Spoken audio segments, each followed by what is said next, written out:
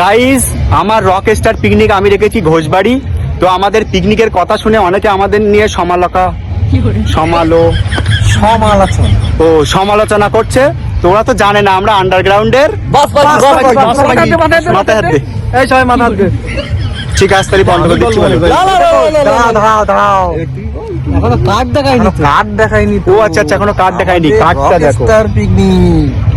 আচ্ছা, পিকনিক কি থাকছে?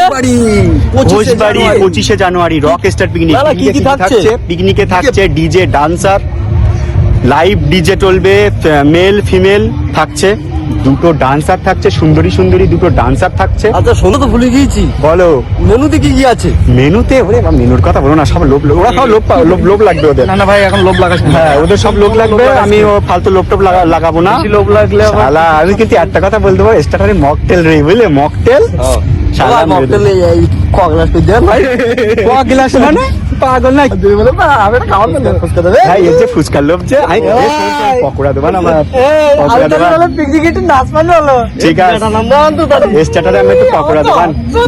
মেন করতে কি জানিস তো? আমার ফেভারিট বিরিয়ানি, চিকেন বিরিয়ানি থাকবে, নানপুরি থাকবে, চানা মটর থাকবে, সবকিছু একদম বিন্দাস থাকবে। বোন গাইস, তোমরা একেবারে ফাটিয়ে দেবো। তাড়াতাড়ি কন্ট্যাক্ট করো, স্ক্রিনে দেওয়া নম্বরে অবশ্যই কন্ট্যাক্ট করে নাও।